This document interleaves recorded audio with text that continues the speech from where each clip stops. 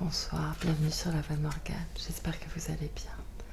Alors je reprends tout de suite la lecture de Frankenstein, j'en étais au chapitre 6.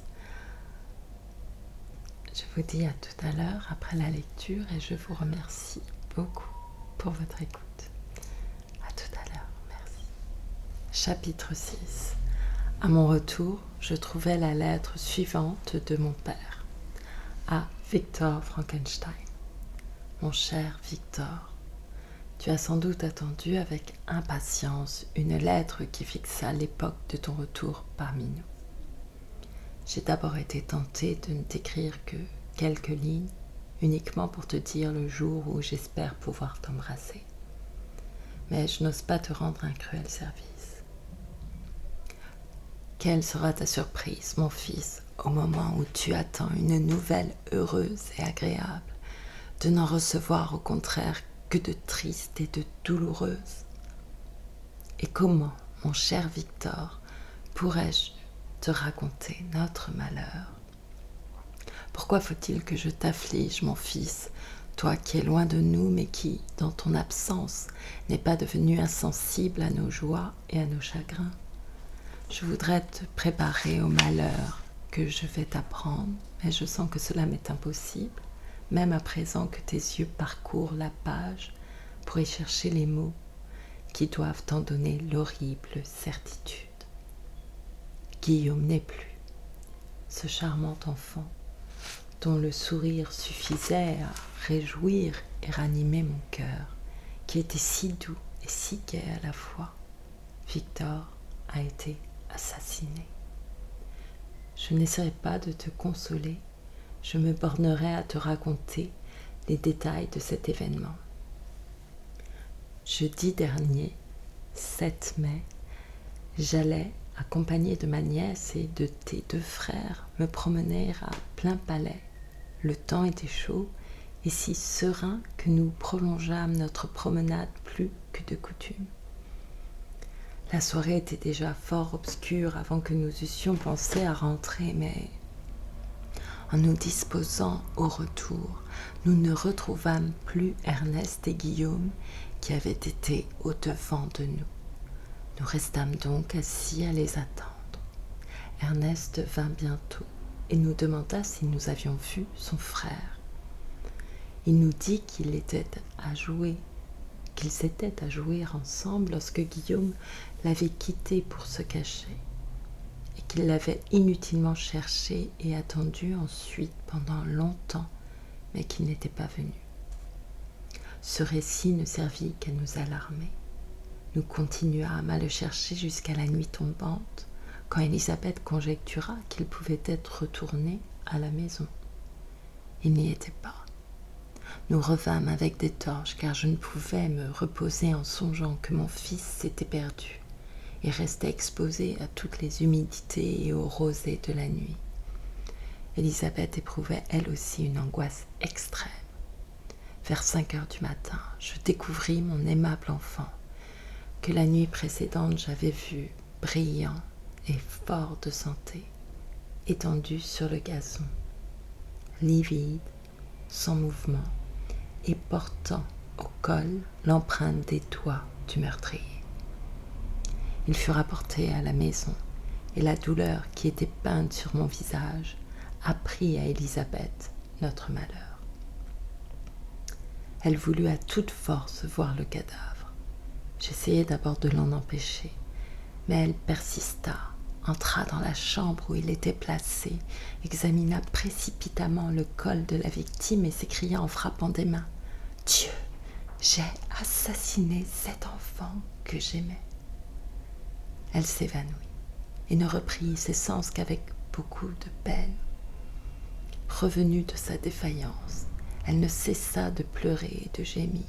Elle me dit que, le soir même, Guillaume l'avait priée de lui mettre au col un riche portrait de ta mère qui lui appartenait. Nul doute que ce portrait, qui a disparu, n'ait tenté le meurtrier et ne l'ait porté au crime. Nous ignorons quelle trace il aura suivi malgré l'activité de nos recherches pour le découvrir. Mais hélas, rien ne me rendra mon bien-aimé qui, Guillaume. Viens, mon cher Victor, tu peux seul consoler Élisabeth. Elle pleure sans cesse et s'accuse injustement d'être cause de la mort de Guillaume. Nous sommes tous plongés dans la douleur. Ne serait-ce pas un motif de plus pour toi, mon fils, de revenir et de nous apporter des consolations? Ta chère mère, Victor, je puis hélas le dire maintenant, tu peux remercier Dieu de ce qu'elle ne vive pas pour être témoin de la mort cruelle et malheureuse de son plus jeune enfant. Viens, Victor, sans nourrir d'idées de vengeance contre l'assassin, mais avec des sentiments de paix et de douceur qui calmeront les blessures de nos cœurs au lieu de les irriter. Entre dans la maison du deuil, mon ami, l'âme pénétrée de tendresse et d'affection pour ceux qui t'aiment, et non de haine contre les ennemis. Ton affectionné et désolé père, Alphonse Frankenstein. Genève, 12 mai 1700. Clerval, qui m'avait observé pendant la lecture de cette lettre, fut surpris de voir le désespoir succéder à la joie que j'avais d'abord éprouvée en recevant des nouvelles de mes amis. Je jetai la lettre sur la table et me couvris la figure de mes mains. « Mon cher Frankenstein, s'écria Henri lorsqu'il me vit pleurer avec amertume, seras-tu toujours malheureux? Mon cher ami, qu'est-il arrivé ?» Je lui fis signe de prendre la lettre pendant que je parcourais la chambre dans la plus grande agitation. Des pleurs coulèrent aussi des yeux de Clerval lorsqu'il lut le récit de mon malheur. « Mon ami, dit-il, je ne puis t'offrir aucune consolation. Cette perte est irréparable. Que veux-tu faire? Partir sur le champ pour Genève? Viens avec moi, Henri, commander les chevaux. » Pendant la route, Clerval chercha à relever mon courage. Il n'employait pas les phrases communes de consolation, mais partageait franchement ma douleur. « Pauvre Guillaume, disait-il, il dort maintenant avec son angélique mère. Ses amis sont dans le deuil et dans l'affliction, et lui, il est en paix. Il ne sent plus les doigts de l'assassin, il ne connaît pas la douleur. La terre couvre ses jolies formes. Il ne peut plus être un objet de pitié. Ceux qui survivent sont les plus à plaindre. Ceux qui survivent sont les plus à plaindre et ne peuvent attendre de consolation que du temps. On doit mépriser ces maximes des stoïciens, que la mort n'est pas un mal et que l'esprit de l'homme doit être supérieur au désespoir causé par l'absence éternelle d'un objet aimé. Caton même pleurait sur le cadavre de son frère. Clerval parlait ainsi pendant que nous traversions les rues avec rapidité. Ses paroles s'imprégnaient dans mon cœur, et je me les rappelais ensuite lorsque je fus seule. Dès que les chevaux furent arrivés, je me jetai dans une chaise en disant adieu à mon ami. Mon voyage fut triste. Mon premier désir était d'en voir le terme, car il me tardait d'arriver pour consoler mes amis affligés et partager leur douleur. Mais, en approchant de ma ville natale, je ralentis ma marche. J'avais peine à résister à la multitude de sentiments tumultueux dont j'étais assiégée. Je traversais des lieux chers à mon enfance et que je n'avais pas vus depuis près de 6 ans. Que de changements depuis cette époque. Un tremblement de terre subit avait tout désolé, et 1000 autres petites circonstances pouvaient avoir, par degrés, amené d'autres altérations qui, quoique plus lentes, n'étaient pas moins sensibles. Je fus saisie de crainte. Je n'osais avancer, me croyais exposée à toutes sortes de malheurs imaginaires et tremblais sans parvenir à les définir. Je restais 2 jours à Lausanne dans cet état d'esprit pénible. Je contemplais le lac, les eaux étaient paisibles, tout était calme autour de moi et les montagnes couvertes de neige. Ces palais de la nature n'étaient pas changés. Le calme et la beauté du ciel me ranimèrent insensiblement et je continuais mon voyage vers Genève. La route longeait le lac qui devenait plus étroit à mesure que j'approchais de ma ville natale. Je découvrais plus distinctement les flancs noirs du Jura et le sommet brillant du Mont Blanc. Je pleurais comme un enfant. Montagne chère à mon cœur, lac majestueux. Dans quel état recevez-vous celui qui vous parcourut si souvent? Votre sommet est brillant. Le ciel et le lac sont azurés et tranquilles. Est-ce un présage de paix ou bien une insulte à mon malheur? Je crains, mon ami, de vous ennuyer en appuyant sur ces circonstances préliminaires. Mais je me rappelais alors les jours de mon bonheur et je ne puis y penser encore sans plaisir. Ma patrie. Oh, ma chère patrie, qui mieux qu'un de tes enfants peut peindre le plaisir que j'éprouvais à la vue de tes sources, de tes montagnes et surtout de ton lac chéri. Cependant, plus j'approchais de la maison de mon père, plus j'étais tourmentée par la crainte et le chagrin.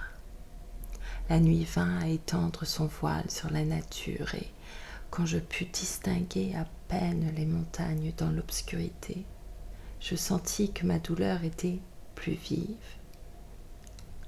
Je me représentais une longue et effroyable suite de malheurs et je prévis que j'étais destinée à devenir le plus infortuné de tous les hommes. Hélas, j'ai prédit juste.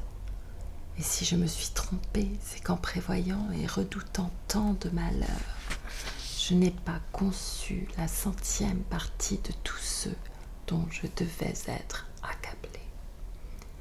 Il était tout à fait nuit quand j'arrivai dans les environs de Genève.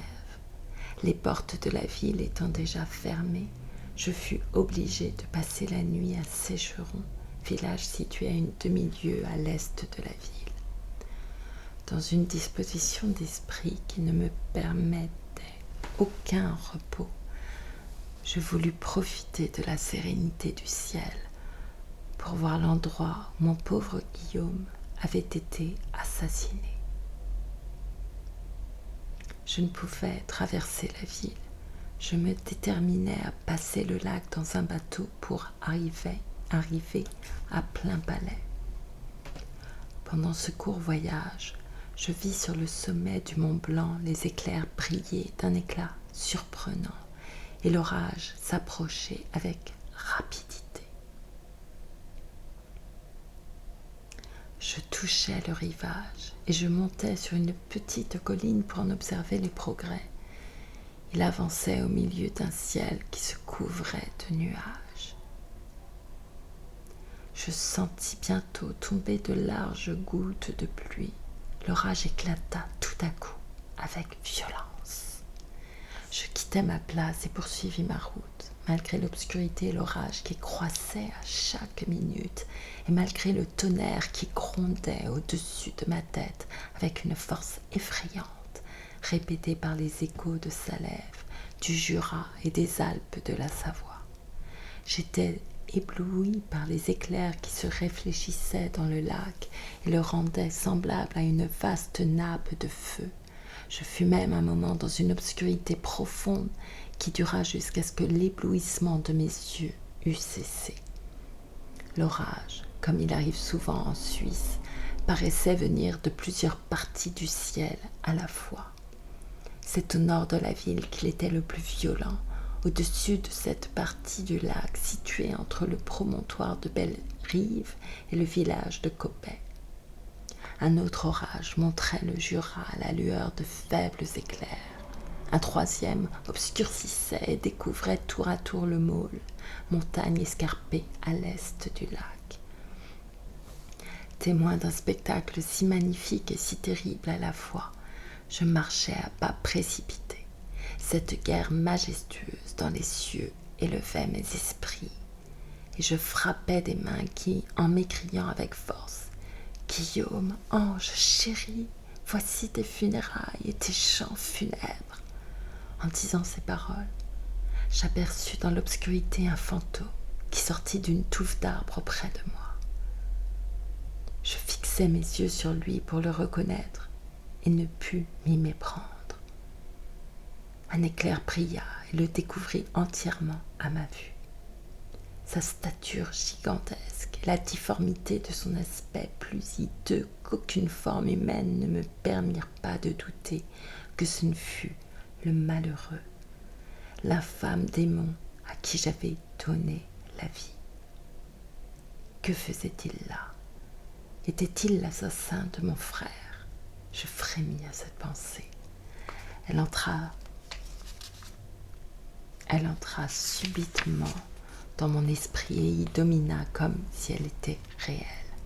Je sentais mes dents s'entrechoquer et je fus forcée de m'appuyer contre un arbre. En peu de temps, le fantôme fut loin de moi et disparut dans l'obscurité. Quel être humain aurait pu donner la mort à ce bel enfant? Son assassin. Je venais de le voir. À n'en pas douter, je ne pouvais me tromper, mais j'avais une preuve irrésistible. J'y avais pensé. Je voulus poursuivre le démon, mais je ne pouvais espérer de l'atteindre car, à la lueur d'un nouvel éclair, je le vis gravir les rochers presque perpendiculaires du mont Salève, montagne qui borne plein palais au sud. Il parvint bientôt au sommet et disparut. Je restai sans mouvement. Le tonnerre cessa, mais la pluie continua, et l'horizon fut enveloppé d'une obscurité impénétrable. Je repassais dans mon esprit les événements que j'avais jusqu'ici cherché à oublier. La marche entière de mes progrès vers la création, l'apparition près de mon lit de l'être que j'avais formé et animé, et enfin son départ. 2 ans s'étaient presque écoulés depuis la nuit où il avait reçu la vie. Était-ce son premier cri? Hélas, j'avais jeté dans le monde un monstre dépravé qui se plaisait dans le carnage et la désolation. N'était-il pas l'assassin de mon frère? On ne peut se figurer tout ce que je souffris pendant le reste de la nuit que je passais en plein air, mouillé et transi de froid. Mais je ne sentais pas les injures du temps. Mon imagination était occupée de scènes de malheur et de désespoir. L'être que j'avais mis sur la terre et à qui j'avais donné la volonté et le pouvoir de commettre des actions atroces, semblables à celles qui m'affligeaient, me parut être mon propre vampire, un fantôme échappé du tombeau et porté à détruire tout ce qui m'était cher. Dès que le jour parut, je dirigeai mes pas vers la ville dont les portes étaient ouvertes et je courus à la maison de mon père. Ma première pensée fut de dire ce que je savais du meurtrier et d'envoyer sur-le-champ à sa poursuite, mais je m'arrêtai en réfléchissant à l'histoire que j'avais à raconter. Je devrais parler d'un être que j'avais formé et à qui j'avais donné la vie moi-même, que j'avais vu à minuit au milieu des précipices d'une montagne inaccessible. Je me rappelais aussi la fièvre nerveuse dont j'avais été attaquée au moment même où j'avais animé ma création et qui donnerait l'air du délire à une histoire d'ailleurs si peu probable. En effet, un semblable récit m'eût paru le rêve d'un insensé. Du reste, la nature singulière de l'être échapperait à toute poursuite, quand bien même ma famille céderait à mes instances et se résoudrait à l'entreprendre. D'ailleurs, de quel avantage serait une poursuite? Qui pourrait arrêter un être capable d'escalader les flancs perpendiculaires du mont Salève? Ces réflexions fixèrent mes idées et me portèrent à garder le silence. Il était environ 5 heures du matin quand j'entrai dans la maison de mon père. Je dis aux domestiques de ne pas réveiller la famille et j'allai dans la bibliothèque où j'attendis l'heure à laquelle ils avaient coutume de se lever. 6 ans s'étaient écoulés comme un songe, mais comme un songe qui avait laissé une trace ineffaçable. Et j'étais à la même place où j'avais embrassé mon père pour la dernière fois avant de partir pour Ingolstadt. Ce père chéri, respectable, me restait encore. Je fixais les yeux sur un tableau qui m'offrait la figure de ma mère et dans lequel mon père avait voulu retracer un trait de sa vie. C'était Caroline Beaufort dans les transports du désespoir, à genoux auprès du cadavre de son père. Ses vêtements étaient grossiers et ses joues pâles, mais il y avait un air de dignité et de beauté qui laissait à peine accès au sentiment de la pitié. Au bas de ce tableau était une miniature de Guillaume, dont la vue m'arracha des pleurs. Ernest entra dans le moment. Il m'avait entendu arriver et s'était hâté de venir me rejoindre. Il témoigna en me voyant un plaisir mêlé de chagrin. « Sois le bienvenu, mon cher Victor, dit-il. Ah, j'aurais voulu que tu fusses arrivé il y a 3 mois. Tu nous aurais trouvés tous gais et contents. Mais nous sommes maintenant malheureux, et je crains que tu n'aies un accueil plus mêlé de deuil que de joie. Notre père a un air si triste. Cet événement affreux semble avoir renouvelé dans son cœur le chagrin qu'il éprouva à la mort de maman. La pauvre Élisabeth aussi est tout à fait inconsolable. » En parlant ainsi, Ernest fondit en larmes. « Ne m'accueille pas de la sorte, lui dis-je. Calme-toi, mon ami, que je ne sois pas absolument malheureux au moment où je rentre dans la maison de mon père après une si longue absence.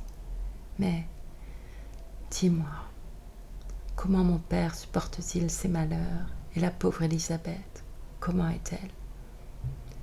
Elle a bien besoin de consolation. Elle s'est accusée d'avoir été la cause de la mort de mon frère. Elle en a été bien malheureuse. Mais depuis que l'assassin a été découvert, l'assassin découvert? Bon Dieu, comment cela se peut-il? Qui pourrait essayer de le poursuivre? C'est impossible. Il serait aussi facile d'arrêter les vents ou de renfermer un torrent dans une paille. Je ne sais ce que tu veux dire, mais nous avons tous eu une grande peine lorsqu'elle fut démasquée. Personne ne l'aurait cru. Et même Élisabeth en doute encore, malgré l'évidence la plus complète.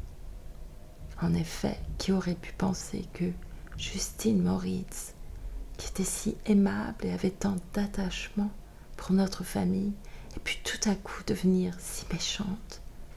Justine Moritz, pauvre fille, est celle qui est accusée. Mais c'est bien à tort, tout le monde le sait, personne ne le pense, j'en suis certain, Ernest. Personne ne le croyait d'abord, mais plusieurs circonstances nous ont convaincus depuis presque malgré nous. Sa conduite a été si louche que je crains bien qu'il soit impossible de mettre en doute l'évidence des faits. Au reste, elle doit être jugée aujourd'hui. Tu connaîtras tout. Il me raconta que, le jour où l'on avait découvert le meurtre de Guillaume, Justine était tombée malade et s'était mise au lit. Que peu de jours après, un domestique, examinant par hasard la robe qu'elle avait portée la nuit de l'assassinat, avait trouvé dans sa poche le portrait de ma mère, par lequel on présumait que le meurtrier avait été séduit. Le domestique le montra aussitôt à un autre qui, sans en dire un mot, à qui que ce fût de la famille, alla trouver le magistrat. C'est sur leur déposition que Justine a été arrêtée. Accusée de ce crime, la pauvre fille confirma le soupçon par un extrême embarras. Ce concours de circonstances singulières n'ébranla pas ma confiance. Je répliquai avec force. Vous êtes tous dans l'erreur. Je connais l'assassin. Justine, la pauvre et bonne Justine, est innocente. Dans ce moment, mon père entra. Je vis sur sa figure les traces profondes du chagrin, mais il essaya de m'accueillir avec gaieté. Il s'entretint avec moi de nos peines et tentait de détourner la conversation du triste objet dont nous étions occupés lorsque Ernest s'écria « Bon Dieu, papa, Victor dit qu'il sait quel est l'assassin du pauvre Guillaume. Nous le savons aussi, répondit mon père, et c'est un malheur car, vraiment, j'aurais mieux aimé ne le jamais connaître que de voir tant de dépravation et d'ingratitude dans une personne qui me devait tout. Mon cher père, vous êtes dans l'erreur. Justine est innocente. Si elle l'est, Dieu a voulu qu'elle souffrît autant que si elle était coupable. Elle doit être jugée aujourd'hui, mais j'aime à croire qu'elle sera acquittée. Ces paroles me calmèrent. J'étais intimement persuadée que Justine était innocente de ce meurtre. Aussi bien que tout autre être humain, je ne craignais donc pas que l'évidence fût assez forte pour qu'elle fût convaincue du meurtre. Dans cette persuasion, je devins plus calme, et j'attendis avec impatience le jugement, mais sans prévoir un résultat fâcheux. Nous fûmes bientôt rejoints par Élisabeth. Le temps l'avait bien changée depuis que je l'avais vue. 6 ans auparavant, c'était une jeune fille, jolie et vive, que tout le monde aimait et caressait. Il s'agissait à présent d'une femme, d'une taille et d'une physionomie fort remarquables. Son large front généreux indiquait une merveilleuse intelligence jointe à une rare franchise de caractère. Ses yeux bruns exprimaient une douceur mêlée à une tristesse, ayant pour motif son affliction récente. Ses cheveux étaient beaux et noirs comme l'ébène. Son teint était superbe et sa figure vive et gracieuse. Elle m'accueillit avec la plus grande affection. « Votre arrivée, mon cher cousin, me remplit d'espérance, dit-elle. Vous trouverez peut-être le moyen de mettre au jour l'innocence de ma pauvre Justine. Hélas, qui sera en sûreté si elle est convaincue du crime? Je me repose sur son innocence avec autant de confiance que sur la mienne. Notre malheur est doublement affreux. Nous n'avons pas seulement perdu notre aimable Guillaume, mais cette pauvre fille que j'aime sincèrement va aussi nous être enlevée par une destinée encore plus cruelle. Si elle est condamnée, il n'y aura plus pour moi de bonheur. Et si elle est acquittée, comme je l'espère, je pourrai encore être heureuse, même après la mort affreuse de mon petit Guillaume. Elle n'est pas coupable, ma chère Élisabeth, répondis-je, et son innocence sera prouvée. Ne crains rien, et rassure ton esprit par la certitude qu'elle sera acquittée. Que vous êtes bon.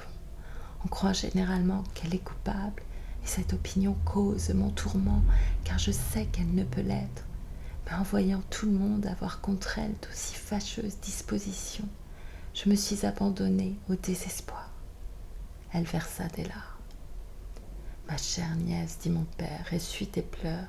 Si Justine est innocente, comme tu le crois, aie confiance en l'équité de nos juges, et dans le soin avec lequel je préviendrai toute ombre de partialité. »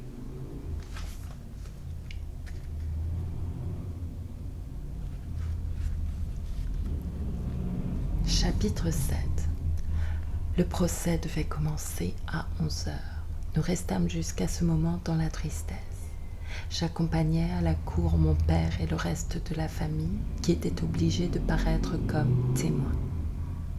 Pendant tout le temps de ce misérable simulacre de justice, je souffris le plus cruel tourment. On allait décider si le résultat de ma curiosité et de mes inventions illégitimes causerait la mort de 2 de mes semblables. L'un était un enfant charmant, rempli d'innocence et de gaieté.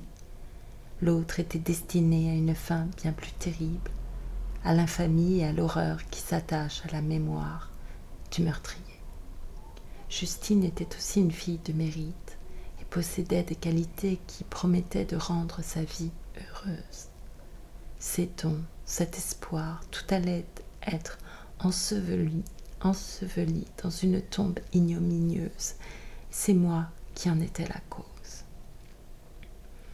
1000 fois plus tôt, je me serais avoué coupable du crime attribué à Justine, mais, absent au moment où il fut commis, en faisant une semblable déclaration, j'aurais été pris pour un insensé qui s'égare, et je n'aurais pas disculpé celle dont je faisais le malheur. Justine avait l'air calme. Elle était vêtue de deuil et sa figure, toujours prévenante, paraissait d'une rare beauté à laquelle ajoutait la solennité des sensations qui l'occupaient. Cependant, elle semblait se confier en son innocence de ne pas trembler, quoiqu'elle fût observée et maudite par plus de 1000 personnes, car l'impression qu'avait pu produire sa beauté s'effaçait de l'esprit des spectateurs lorsqu'on pensait à l'énormité du crime dont elle était accusée. Elle était tranquille, mais sa tranquillité avait quelque chose de forcé. Elle était instruite que son trouble avait été pris pour une preuve de son crime, et elle appliquait son esprit à paraître ferme. En entrant dans la salle, elle la parcourut des yeux et découvrit bientôt la place que nous occupions. Une larme sembla mouiller sa paupière lorsqu'elle nous aperçut, mais elle se remit promptement et un regard mêlé de tristesse et d'amitié parut attester son entière innocence. Le jugement commença. Un avocat établit les charges et plusieurs témoins furent appelés. On réunit contre elle plusieurs faits étrangers qui furent attestés par des personnes qui n'avaient pas, comme moi, de preuves de son innocence. Elle était restée dehors pendant toute la nuit où le meurtre avait été commis et, vers le matin, elle avait été vue par une femme du marché près de l'endroit où l'on avait trouvé ensuite le corps de l'enfant. Cette femme lui avait demandé ce qu'elle faisait là, mais Justine avait les yeux égarés et n'avait fait qu'une réponse obscure et inintelligible. Elle était revenue à la maison vers 8 heures et, pressée de répondre où elle avait passé la nuit, avait déclaré qu'elle avait cherché l'enfant en s'informant avec empressement si l'on avait découvert quelque chose.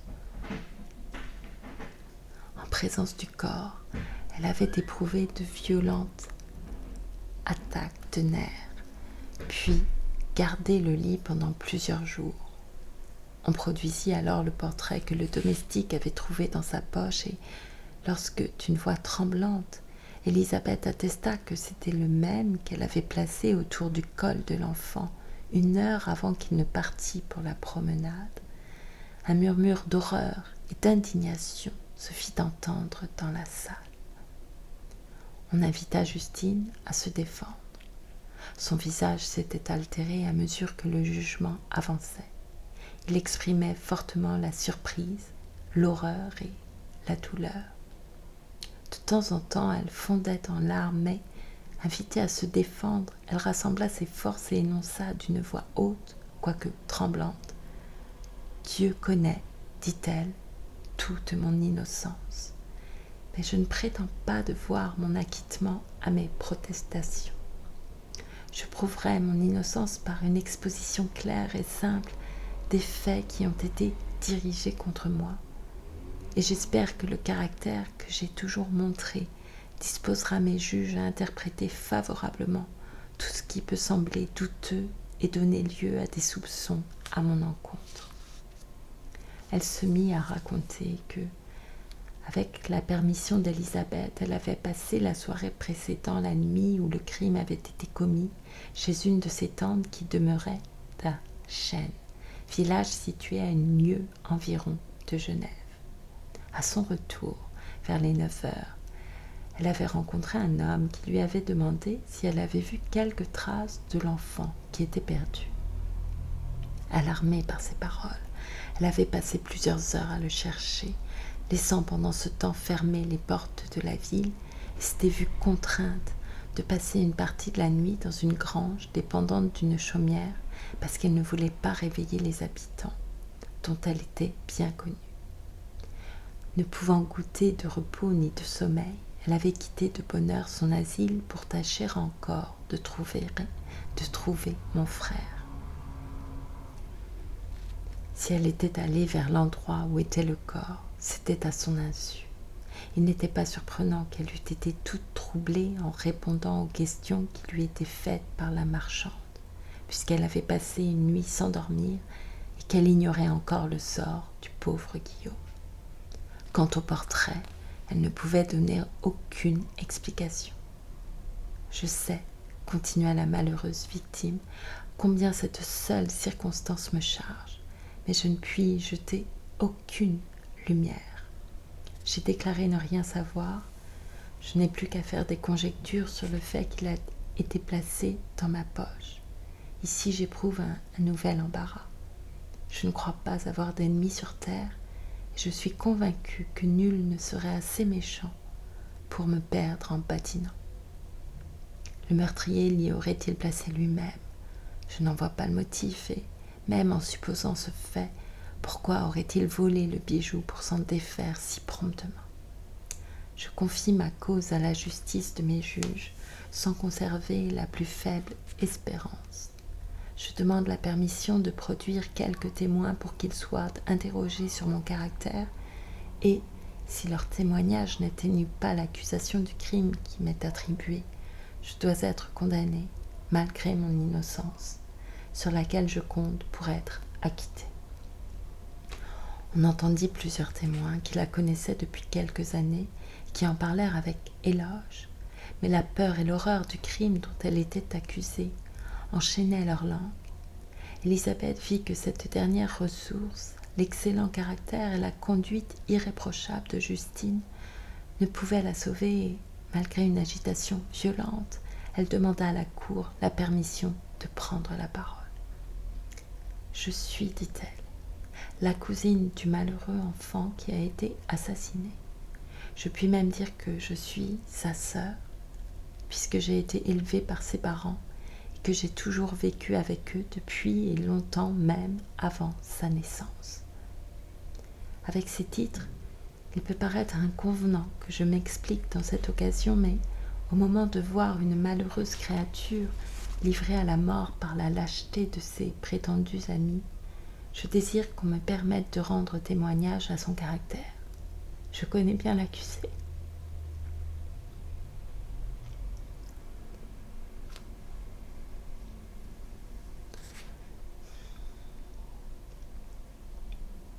J'ai vécu avec elle dans la même maison, d'abord pendant 5 ans et ensuite pendant près de 2 ans. Durant tout ce temps, elle m'a paru la plus aimable et la meilleure créature du monde. Dans le cours de la dernière maladie de Madame Frankenstein, ma tante, elle l'a soignée avec la plus tendre affection et le plus grand zèle. Depuis, elle a donné ses soins à sa mère, qui souffrait d'une cruelle maladie, et elle est devenue un objet d'admiration pour tous ceux qui la connaissaient. À la mort de sa mère, elle est revenue à la maison de mon oncle, où elle était aimée de toute la famille. Elle était fort attachée à l'enfant qui n'est plus, et elle était pour lui comme la mère la plus tendre. Quant à moi, je n'hésite pas à déclarer que, malgré toute l'évidence qui s'élève contre elle, je la crois entièrement innocente. Rien n'a pu la porter à commettre l'action atroce qui lui est imputée. Je dirais du bijou dont on se sert pour la charger le plus gravement, que je le lui aurais volontiers donné si elle l'eût vivement désiré, tant je l'estime et l'apprécie. Excellente Élisabeth. Un murmure d'approbation s'éleva, mais pour la généreuse personne qui intercédait et non en faveur de la pauvre Justine, qu'on accusa d'une plus noire ingratitude et qui excita l'indignation publique avec une violence nouvelle. Elle pleura pendant le discours d'Élisabeth, mais ne répondit pas. Mon agitation et mon angoisse furent extrêmes tant que dura le jugement. J'étais convaincue de l'innocence de Justine. J'en avais la certitude. Le démon qui avait assassiné mon frère, car je n'en doutais pas une minute, allait aussi, dans son plaisir infernal, livrer une personne innocente à la mort et à l'infamie. Je ne pus supporter l'horreur de ma situation et, dès que la voix du peuple et la figure des juges eurent annoncé la condamnation de ma malheureuse victime, je sortis de la cour dans des transes cruelles. Les souffrances de l'accusée ne pouvaient égaler les miennes. Elle était soutenue par son innocence et je me sentais déchirée par des remords dont je ne pouvais me délivrer. Je passais la nuit la plus affreuse. Le matin, j'allais à la cour dans un état qui enchaînait ma langue. Je n'osais faire la fatale question, mais j'étais connue, et l'officier devina la cause de ma visite. L'urne fatale avait reçu les poules. Toutes étaient noires. Justine était condamnée. Il me serait impossible de décrire ce que j'éprouvais alors. J'avais auparavant connu des sensations d'horreur, et j'ai tâché de les peindre par des expressions équivalentes, mais les mots ne pourraient donner une idée du désespoir horrible auquel je fus en proie dans ce moment. La personne à qui je m'adressais m'apprit que Justine venait d'avouer son crime. Cet aveu, fit observer l'homme, était à peine nécessaire dans un cas aussi clair, mais je suis content qu'on l'ait obtenu, car aucun de nos juges ne voudrait condamner un criminel d'après les apparences, lors même qu'elle serait aussi décisive qu'aujourd'hui. À mon retour à la maison, Elisabeth me demanda avec empressement quelle était l'issue du procès. « Ma cousine, répliquai-je, la décision est celle à laquelle vous devez vous être attendue. Tous les juges aimeraient mieux voir souffrir 10 innocents que laisser échapper un coupable. Au reste, elle a fait l'aveu du crime. Ce fut un coup affreux pour la pauvre Elisabeth, qui avait eu une confiance inébranlable dans l'innocence de Justine. Hélas, dit-elle, comment croire désormais à la bonté humaine? Et quoi? Justine, pour qui j'avais une tendresse de sœur, n'avait-elle ce sourire de l'innocence que pour me trahir? Ses yeux, où brillait la douceur, semblaient inaccessibles à la sévérité ou à la mauvaise humeur, et cependant elle s'est souillée d'un meurtre. Bientôt après, nous apprîmes que la pauvre victime avait témoigné le désir de voir ma cousine. Mon père n'y était pas favorable, mais il la laissa maîtresse de décider, en l'engageant à réfléchir à cette visite. « Oui, dit Elisabeth, j'irai voir Justine, la coupable Justine. Et vous, Victor, vous m'accompagnerez. Je ne puis y aller seule. » L'idée de cette confrontation était un tourment pour moi. Cependant, je ne pus me soustraire au désir d'Elisabeth. Nous entrâmes dans une prison obscure. Justine était assise dans un coin, sur la paille, les mains retenues par des menottes et la tête appuyée sur les genoux. Elle se leva en nous voyant entrer. Lorsque nous fûmes seuls avec elle, elle se jeta aux pieds d'Elisabeth, en pleurant amèrement. Ma cousine ne put retenir ses pleurs. « Ah, Justine, dit-elle, pourquoi m'as-tu enlevé ma dernière consolation? Je croyais à ton innocence. Avec cette pensée, j'étais bien malheureuse, mais je n'étais pas autant que je le suis à présent. Et croyez-vous aussi que je sois criminelle? Vous joignez-vous aussi à mes ennemis pour m'accabler? » Sa voix fut étouffée par ses sanglots. « Lève-toi, ma pauvre fille, dit Elisabeth. Pourquoi es-tu à genoux si tu n'es pas coupable? Je ne suis pas au nombre de tes ennemis. Je t'ai crue innocente contre toutes les apparences, jusqu'au moment où j'ai appris que tu avais toi-même déclaré ton crime. Ce bruit est faux, dis-tu. Sois bien persuadée, ma chère Justine, que ton aveu seul a pu ébranler un moment la confiance que tu m'inspires. J'ai fait un aveu, mais un aveu mensonger. Je l'ai fait afin d'obtenir grâce, et maintenant ce mensonge pèse plus sur mon cœur que toutes mes fautes. Que le Dieu du ciel me pardonne. Depuis ma condamnation, je suis sans cesse assiégée par mon confesseur.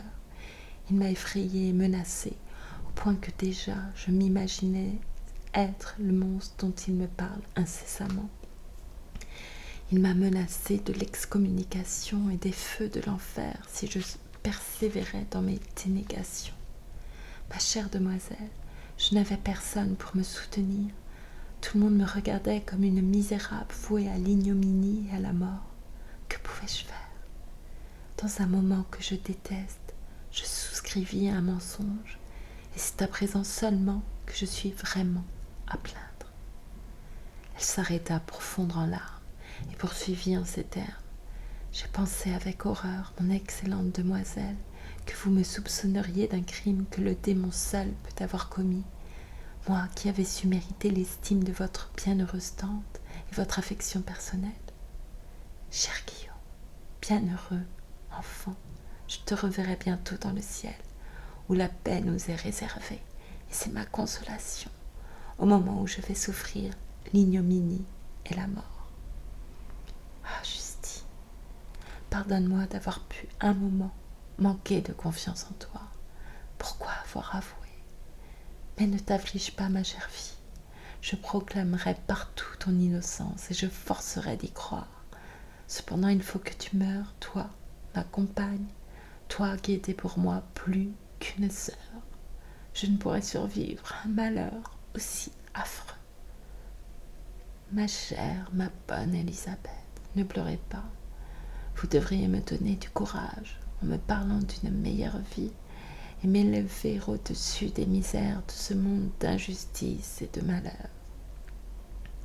Mon excellent ami, ne me livrez pas au désespoir. Je tâcherai de te consoler, mais je crains que ce malheur ne soit trop profond et trop cruel pour admettre aucune consolation, car il ne reste aucun espoir. Cependant, ma chère Justine, puisse le ciel t'envoyer la résignation et élever ton âme au-dessus de ce monde. Ah, combien je hais ces parades si vaines et si dérisoires. Une personne est-elle assassinée, une autre est aussitôt privée de la vie en souffrant de longues tortures. Alors les bourreaux, les mains encore teintes du sang de l'innocence, se persuadent qu'un tel acte est bien grand et la belle compensation. Non, ô Dieu, dès qu'il est prononcé, je sais qu'on va infliger des châtiments plus grands et plus affreux que n'en a jamais inventé le tyran le plus cruel pour rassasier sa vengeance. Ce que je dis n'est pas pour te consoler, ma Justine, à moins que tu ne te réjouisses de sortir d'un séjour aussi malheureux. Hélas, plût à Dieu que je reposasse en paix avec ma tante et mon aimable Guillaume, loin d'un monde qui m'est odieux et des hommes que j'abhorre. Justine sourit languissamment. Voilà, ma chère demoiselle, du désespoir et non de la résignation. Il ne faut pas que je suive l'exemple que vous me montrez. Parlez de ce qui peut me donner du calme et non de ce qui sert à augmenter ma douleur. Pendant cette conversation, je m'étais retirée dans un coin de la prison pour cacher les horribles angoisses auxquelles j'étais en proie. Du désespoir, qui osait en parler? La pauvre victime qui le lendemain allait franchir l'effrayante limite qui sépare la vie de la mort n'éprouvait pas comme moi une agonie profonde et déchirante. Mes dents tremblaient les unes contre les autres. Un soupir s'exhala du fond de mon cœur. Justine tressaillit, me reconnut, s'approcha de moi et dit: « Mon cher monsieur, vous êtes bien bon de venir me visiter. Vous ne croyez pas, j'espère, que je sois coupable. » Je ne pus répondre. « Non, Justine, dit Élisabeth, il est plus convaincu de ton innocence que je ne l'étais, car même après ton aveu, il ne voulait pas y ajouter foi. » Je le remercie sincèrement. Dans ces derniers moments, j'ai la plus grande reconnaissance pour ceux qui ont de moi une opinion favorable. Que l'affection des autres est douce pour une malheureuse comme moi. Elle me soulage de plus de la moitié de mes maux, et je sens que je puis mourir en paix à présent que mon innocence est reconnue par vous, ma chère dame, et par votre cousin. Ainsi la pauvre victime cherchait, en consolant les autres, à se consoler elle-même. Elle trouva enfin la résignation qu'elle désirait, et moi, le véritable meurtrier, je sentis le remords s'élever dans mon sein, remords impérissables qui devait ne me laisser ni espérance ni consolation. Élisabeth, en larmes, était aussi plongée dans l'affliction, mais sa douleur était celle de l'innocence, et semblable à ce nuage qui obscurcit un instant les rayons de la lune, la cache pour un moment, mais ne peut en ternir l'éclat. L'horreur et le désespoir avaient pénétré dans le fond de mon cœur. Je portais en moi-même un enfer que rien ne pouvait éteindre. Nous restâmes plusieurs heures avec Justine, et ce fut avec beaucoup de peine qu'Élisabeth put s'en éloigner. « Je voudrais, s'écria-t-elle, mourir avec toi. Je ne puis vivre dans ce monde de misère. » Justine affecta un air de gaieté, tout en retenant avec difficulté des larmes amères. Elle embrassa Élisabeth en disant d'une voix étouffée: « Adieu, bonne et chère Élisabeth, ma tendre et unique amie. Puisse le ciel, dans sa bonté, vous bénir et vous conserver. Puisse ce malheur être le dernier dont vous ayez à souffrir. Vivez, soyez heureuse, et que les autres soient heureux par vous. » En quittant la prison, Élisabeth me dit: « Vous ne savez pas, mon cher Victor, combien je suis soulagée à présent que je suis convaincue de l'innocence de cette malheureuse fille. Il n'y aurait plus eu de bonheur pour moi si j'avais été trompée dans ma confiance en elle. Dans le moment où je la croyais coupable, j'éprouvais une angoisse que je n'aurais pu supporter longtemps. Maintenant mon cœur est soulagé. L'innocente souffre, mais celle que je croyais aimable et bonne n'a pas trahi la confiance que j'avais en elle, et je suis consolée. Aimable cousine, telles étaient vos pensées, douces comme vos yeux et votre voix, mais moi, j'étais un malheureux dont la douleur, à ce moment, était au-dessus de toute imagination. » C'est la fin du chapitre 7.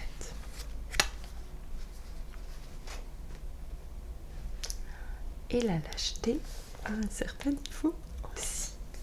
Pardon, mais je n'ai pas pu m'en empêcher. Pendant toute la lecture, je me dis, mais qu'il est lâche, mais qu'il est lâche, mais qu'il est lâche. Mais tu vas rester comme ça sans rien dire, mais mon Dieu, et ça est arrivé tellement de fois dans des comportements aussi lâches. C'est insupportable. Voilà. Je vous remercie beaucoup pour votre écoute. Et je m'agace parfois contre les personnages. Parfois contre les auteurs aussi. Là, c'est contre le personnage.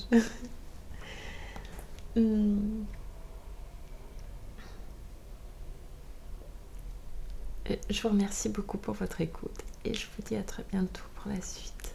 Merci.